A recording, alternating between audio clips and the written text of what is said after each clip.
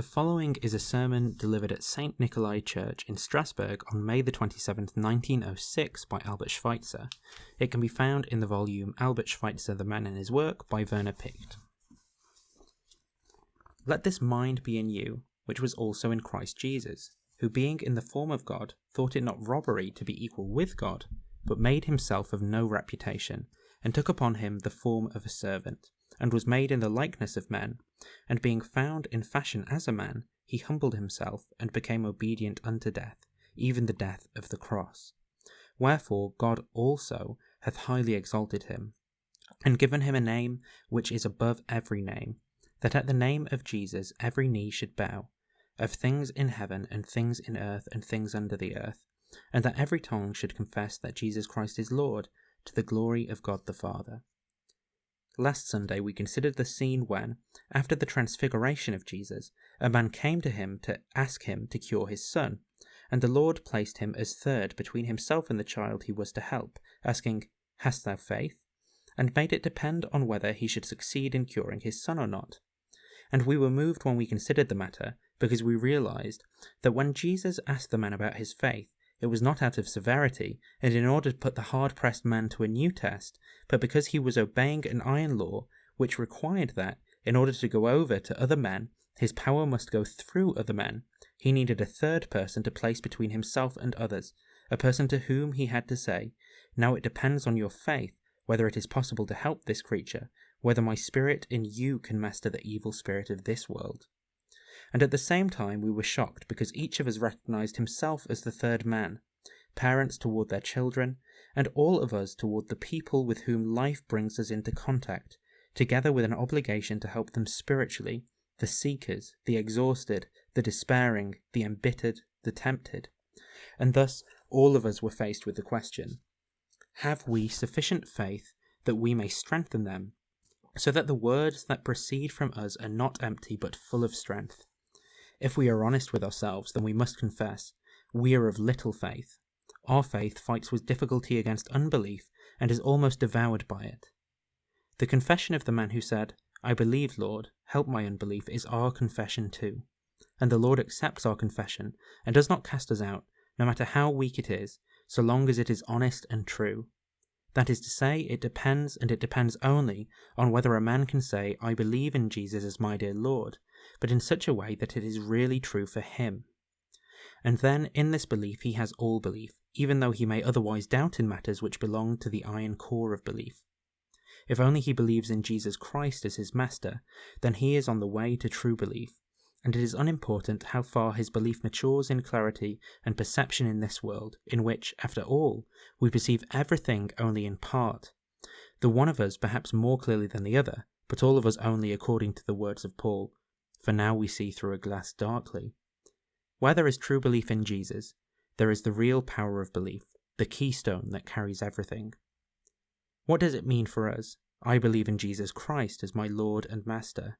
We must understand this clearly. And here again, I believe that I am repeating only what you all have often thought when I say, it is not a matter of externals. At one time, men disputed greatly as to how the divinity of Jesus was to be understood. I believe that if Jesus had thought it necessary that all men should hold the same views, he would have given us such a word in the Sermon on the Mount. It is no different when we have to accept a human and divine nature side by side in him, or how and when we have to think of him as a spirit. Some people will think of him, as the early Christians did, as a being who sits in space at the right hand of the Father, ruling and reigning with him, whilst others who see God more as a spirit, in which we live and move, a spirit which permeates everything and is everywhere, will also think of Jesus more as a spirit, which is present wherever his word fills the hearts of men. I believe that there are many questions which are no longer important, not because they have been answered or because men can no longer discuss them, but because life has gone on beyond them to still other questions. We are all aware that our world will not be converted to belief in Jesus as the Lord because we explain it and make it clear to the world, because perhaps we turned old formulas into new and think we have made progress thereby.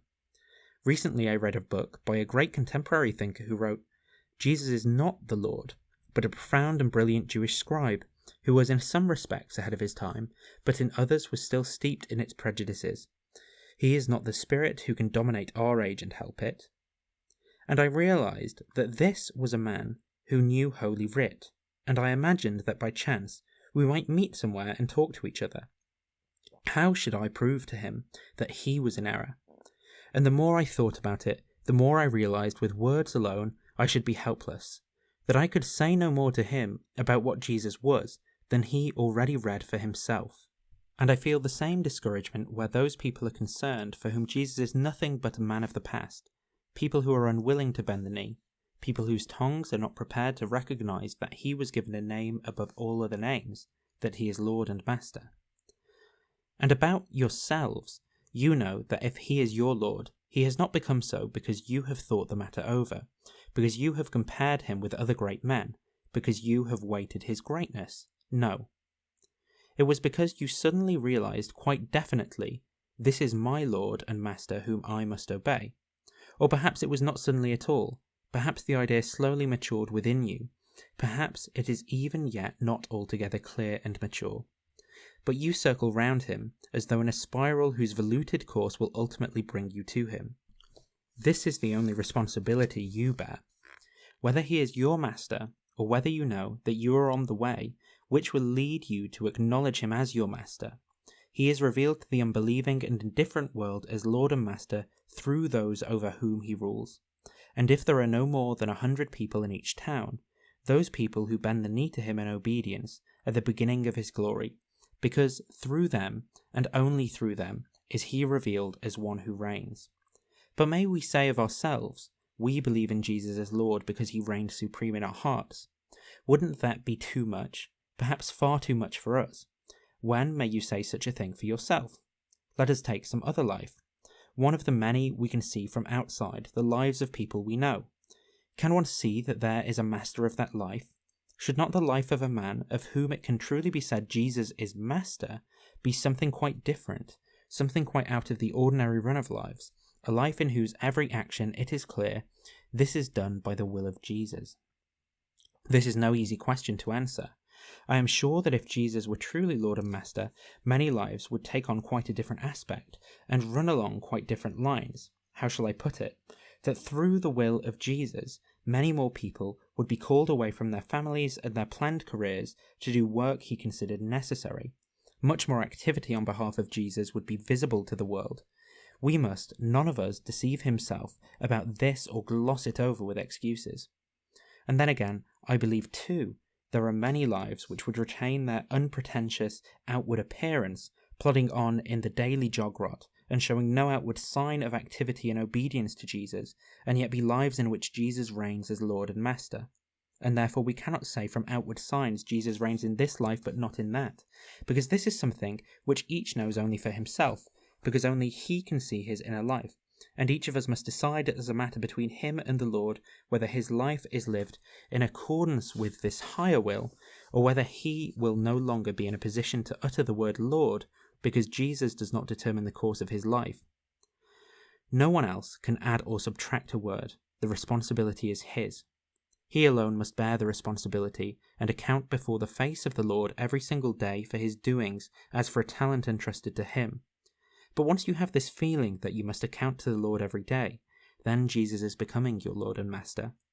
And if one may speak for many, then I should live to say that in the life of each of us there is greater obedience to the Lord than is outwardly visible, and that in truth he reigns in our hearts to a greater extent than others can see in us or we in them.